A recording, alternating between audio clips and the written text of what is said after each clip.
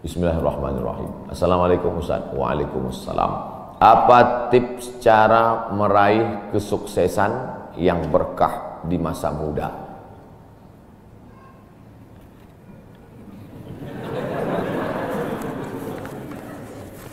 Saya tidak pernah bercita-cita menjadi apapun. Cita-cita saya dulu cuma satu, bagaimana membahagiakan orang tua. Itu saja. Ya Allah, aku sekolah, tak tahu dulu pulang mau jadi apa. Yang penting bisa membahagiakan orang tua. Itu saja. Jadi setelah itu sampai, ya sudah. Bisa menyenangkan hati orang tua. Bisa, itu saja. Maka selalu saya sampaikan di kampus-kampus kepada mahasiswa, kalian kalau belum bisa membahagiakan orang tua, jangan menyusahkan orang tua. Ini kadang baru ngelihat namanya aja di HP dah kumat darah tinggi emaknya. Kalau belum bisa membahagiakan dia, jangan menyusahkan dia. Maka saya di Mesir 4 tahun tak pernah saya minta duit. Tiba-tiba udah sampai ke Mekah. Mak, aku udah di Mekah. Dari mana kau dapat ongkos? Ada tabunganku sikit-sikit. Pergi ke Mekah, kerja, pulang, bayar hutang. Jangan pernah menyusahkan orang tua. Oleh sebab itu cita-citanya yang pertama mencari ridha Allah. Ridha Allah fi ridhal walidain wa sukhutullah fi sukhutil walidain. Pulang saya ke kampung, saya mau beli tanah berapa meter, ternak lele, tanam cabai, daun ubi, malam mengajar ngaji. Cita-cita saya kecil aja. Tak ada cita-cita mau jadi ustadz viral disambut di airport, tak ada. Terus kata mak saya, masa kau S2 tinggal di kampung, pergilah ke kota. Akhirnya saya menghonor jadi dosen, siang jadi dosen, malam ceramah di masjid, direkam, diupload, khutbah diupload, like and share, akhirnya viral. Diusir beberapa kali, makin viral. Dibully, makin viral. Akhirnya yang membuli saya taubat sekarang. Ini orang makin dibully, makin viral. Udah kita diamin aja lah. Itu semua itu kerja kita atau kerja Allah? Kerja Allah. Kerjakan kerja kita, urusan Allah, biar Allah yang ngurus. Kita hidup ini sama macam bawa pancing. Kita tugas kita ambil bambu, pasang kail, cari cacing, letakkan. Masalah ikannya datang tak datang itu urusan Allah. Ini kadang banyak orang ngurus urusan Allah yang dia urus. Urusan Allah yang kau urus. Kata Allah, yang mendatangkan ikan ini urusan aku. 10 pancing pasang, itu urusan kita. Tarik pancing 1, cacingnya hilang. Cari pancing 1, kailnya hilang.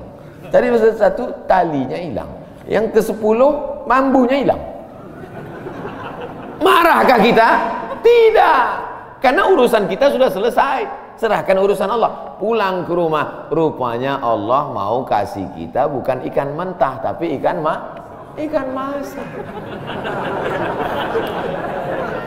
Banyak orang terlalu berpikir hidup ini kau buat saja urusanmu, urusan Allah. Urusanmu berangkat dari rumah, kerja. Masalah hasilnya urusan Allah. Berapa banyak orang bekerja tapi tak dapat apa-apa. Betul? Kalau sudah rezeki tak kemana. Tapi jangan gara-gara ini lalu bapak enggak kerja. Dibangunkan ibu besok pagi, bang, abang enggak kerja, masuk kantor. Urusan Allah. Kalau ada suami ibu seperti itu, ibu jangan marah, biarkan aja. Nanti jam 12 dia bangun, dia lapar, dia tengok, mana makanan? Ibu jawab, urusan Allah.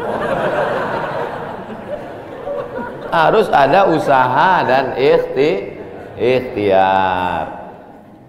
Pertama, niat cari ridha Allah. Kedua, senangkan orang tua. Ketiga, berusaha. Setelah itu, tawakal Allah. Hidup jangan susah.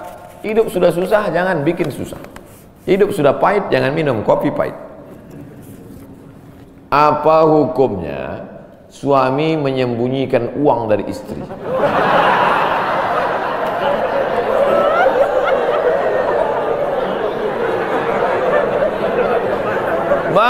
Bang, kata istrinya. Bang, ini duit apa bang?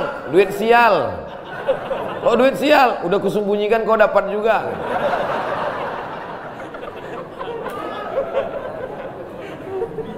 Bapak menikah sama ibu, ibu menikah sama bapak. Apakah hartanya jadi satu atau harta masing-masing?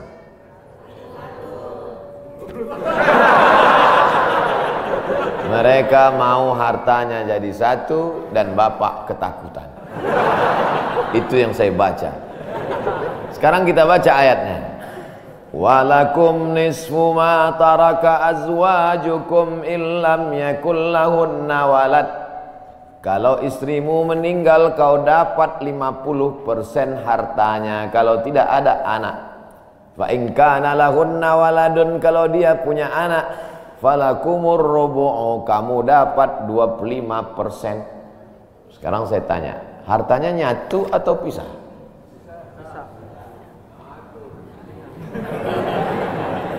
Memang kalau belum sarapan susah nangkap. Saya ulang sekali lagi. Walakum nisfu ma taraka azwajukum. Hai para suami, kamu dapat setengah harta istrimu kalau tidak ada anak. Fa in kana lahunna waladun, kalau ada anak kamu dapat 1/4. Artinya hartanya misah. Harta bapak beda, harta ibu beda. Ibu kerja, punya kebun, punya tanah, punya speedboat, itu harta dia. Bapak punya usaha, harta bapak. Meninggal ibu, 50% untuk bapak. Apa beda harta ibu dengan harta bapak? Di dalam harta bapak ada hak ibu, dalam harta ibu tidak ada hak bapak. Takbir. Saya ulang sekali lagi. Ibu menikah dengan bapak, bapak menikah dengan ibu, ibu bawa harta, bapak bawa harta. Bedanya apa? Dalam harta bapak ada hak ibu, dalam harta ibu tidak ada hak bapak. Kenapa dalam harta bapak ada hak ibu? Karena bapak wajib memberi nafkah. Kewajiban bapak 5. Pertama, kasih makan. Kedua, kasih pakaian. Ketiga, kasih tempat tinggal. Keempat, kasih pendidikan. Kelima, kasih perhatian.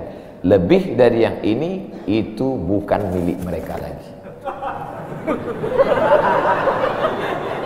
Jelas?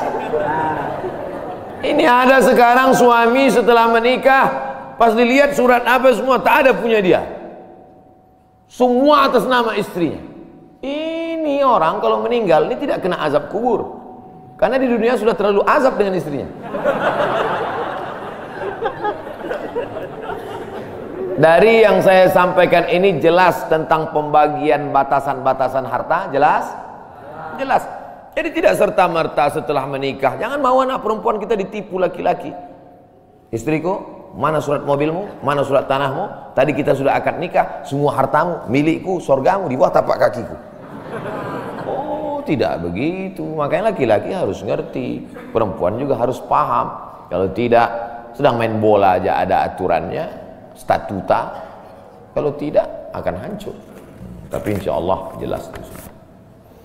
Pak Ustadz minta tolong doakan ibu saya, sudah lama sakit. Nanti kita doakan di akhir majelis. Bukan cuma ibu bapak, ibu-ibu semua kita doakan. Bagaimana niatnya doanya? Bagaimana niatnya doanya? Mandi taubat.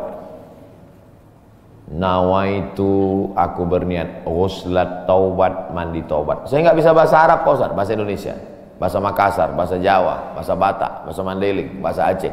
Saya niat mandi taubat karena Allah Ta'ala. Bagaimana cara mandinya Pak Ustadz? Seperti mandi wajib, basah dari ujung rambut sampai ke ujung kaki. Di mana mandinya Pak Ustadz? Di laut bisa. Kolaka ini 30% saja daratan Pak Ustadz, yang 70 adalah lautan. Nah, mandi di laut. Apalagi kalau sampai ke tengah laut, bukan cuma dosanya hilang, orangnya hilang sekali.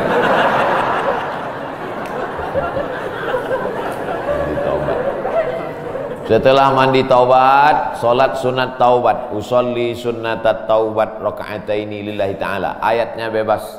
Ayat apa yang paling panjang? Hafal kau amma yatasaalun? Tidak. Wadduha? Tidak. Kulhu? Hafal baca kulhu. Di sujud terakhir banyak berdoa. Berapa kali solat sunat taubat sehari? Sebanyak-banyaknya. Kami dulu dipesankan guru kami, pagi sholat sunat taubat, siang sholat sunat taubat, petang sholat sunat taubat, sebanyak-banyaknya sholat sunat taubat, sholat sunat taubat, sholat sunat taubat, sholat sunat taubat. Usolli sunat taubat raka'atain lillahi ta'ala. Ma min muslimin yudhnibu dzamban, ada orang yang silap salah berbuat dosa, summa yatatahhar, bersuci, berwudu, mandi, taubat, summa yusalli raka'ataini, salat sunat 2 rakaat, summa yastaghfirullah, minta ampun kepada Allah, illa ghafarallahu lah, Allah mengampunkan dosa-dosanya. Bulan Rajab banyak-banyak taubat, bulan Sya'ban tingkatkan ke taubat, masuk ke dalam bulan Ramadan insyaallah mendapatkan Lailatul Qadri khairum min alfi syahr. Semoga Ustaz senantiasa diberikan Allah kesehatan. Amin. Saya dari Medan. Ada juga orang kampung saya di sini. Bagaimana cara bakti seorang anak? Cara membahagiakan orang tua berjarak jauh dengan kita. Sedangkan bertemu dekat bersama orang tua mungkin hanya 1 tahun sekali. Idul Fitri saja. Karena harus bekerja di PT Antam Tbk Sulawesi Tenggara. Ada sesuatu yang tak bisa kita bayar dengan uang. Tak bisa dibayar dengan uang. Yang bisa merasakan ini orang yang orang tuanya sudah meninggal. Yang masih hidup tak bisa. Lam ya'rif man lam yadhuq. Yang tak pernah merasakannya tak bisa menceritakannya. Karena tak bisa dirasakan. Setelah orang tua itu tak ada, barulah kita rasa dunia ini hampa, tak ada gunanya. Duit itu tak ada gunanya, mobil itu tak ada gunanya, rumah itu tak ada gunanya, apapun tak ada gunanya. Waktu dapat saya gelar doktor dari Sudan, pulang saya ke rumah, tak ada gunanya. Tak bisa lagi diceritakan. Dulu apapun yang dapat diceritakan, mak, aku dapat sorban dari mak, aku dapat peci. Setelah pulang tadi, pulang dari Brunei dapat gelar visiting profesor di Universitas Islam Sultan Syarif Ali. Tak ada gunanya, hampa. Paling-paling ditulis di baleho aja, profesor, doktor. Untuk menunjukkan bahwa kita bukan ustaz kaleng-kaleng.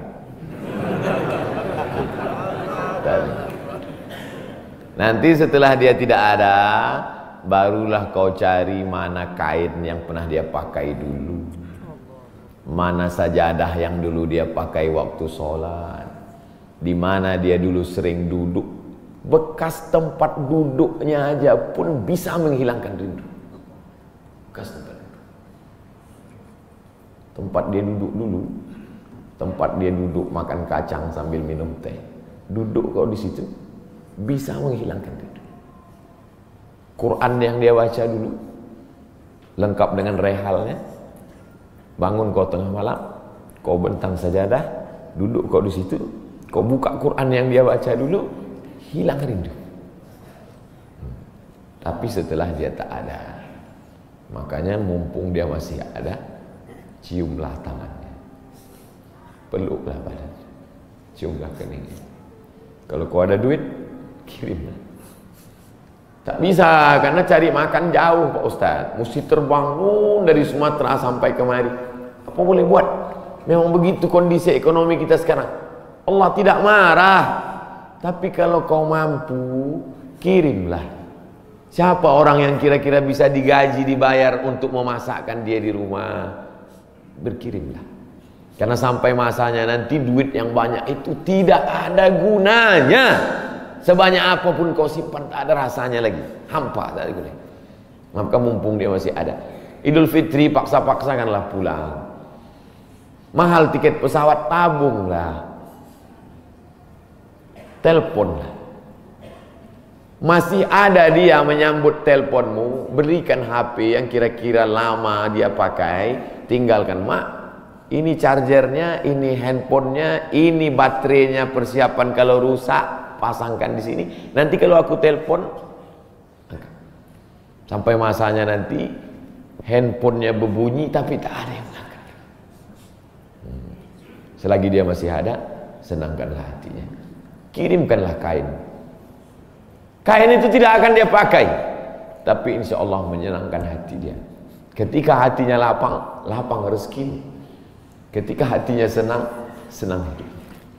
Tapi kalau sudah hatinya sempit, meleleh air matanya rindu karena tak pernah kau telepon, disitulah awal azab Allah datang. Kau akan berenang dalam kesengsaraan. Mudah-mudahan Allah mengampuni dosa kita semua, dosa ibu bapa. Ala hazihi niyah al-Fatihah. A'udzubillahi minasyaitonir rajim. Bismillah. Alhamdulillah rabbil alamin. Ar-Rahmanir Rahim. Maliki yaumiddin. Iyyaka na'budu wa iyyaka nasta'in. Ihdinas siratal mustaqim. Shiratal ladzina an'amta 'alaihim ghairil maghdubi 'alaihim waladdallin. Amin. Rabbana ighfir lana dzunubana, ampunkan dosa kami ya Allah. Wali abaina, ayah kami ya Allah. Melepuh kulitnya untuk menyekolahkan kami, tak dapat kami balas budi baiknya ya Allah. Wali ummahatina, ummah kami, 9 bulan 10 hari kami dikandungnya, 2 tahun kami disusukannya, mengalir darahnya dalam badan kami, tak dapat kami balas, tak dapat kami balas kebaikannya. Sekali teriakannya saat mengeluarkan kami ke alam yang fana ini, tak dapat kami balas kebaikannya ya Allah. Kalau dia masih hidup, sahih jasadaha, sehatkan badannya, qawi imanaha, kuatkan imannya, ar-rahmazuk hal istiqamata, berikan dia istiqamah dalam iman dan Islam. Kalau dia sudah meninggal dunia, lapangkan kuburnya ya Allah. Nawwir qabraha, terangkan makamnya ya Allah. Allahumma ja'al qabraha radatan min riyadil jinan, jadikan kuburnya salah satu dari taman-taman surga. La taj'al qabraha hufratan min hufarin niran, jangan jadikan kuburnya salah satu dari lubang neraka ya Allah. Allahumma ja'al abana'ana barina liwalidiha, jadikan anak-anak kami anak-anak yang berbakti kepada orang tua. Allah mahfazhum min kulli su' wa syarr, jaga anak-anak kami dari segala perbuatan maksiat dan dosa ya Allah. Rabbana zalamna anfusana, kami sudah banyak buat silap salah dan dosa. Wa illam taghfir lana, kalau kau tidak mengampuni dosa kami, wa tarhamna, kalau kau tidak merahmati kami, lanakunanna minal khasirin, sudah lama kami jadi orang-orang yang rugi. Allahumma ja'alna minat tawabin, jadikan kami orang yang bertaubat di bulan mulia ini ya Allah. Wa ja'alna minal mutatahhirin, jadikan kami orang yang mensucikan hati. Wa ja'alna min ibadikas salihin, jadikan kami hamba-hambamu yang salih. Allahumma ja'al akhira kalamina inda intihai ajalina, kalau ajal kami sampai, malaikat maut tiba mencabut nyawa kami, jadikanlah yang terakhir keluar dari mulut kami la ilaha illallah Muhammadur Rasulullah SAW, kalimatu haqqin alaiha nahya, dengan itu kami hidup, wa alaiha namutu, dengan itu kami mati, wa biha nub'atsu, dengan itu kami nanti akan dibangkitkan di padang mahsyar. Rabbana atina fid dunya hasanah wa fil akhirati hasanah wa qina adzabannar. Wa sallallahu ala sayyidina wa maulana Muhammad wa ala alihi wa sahbihi wa sallam, walhamdulillahi rabbil alamin. Taqabbalallahu minkum.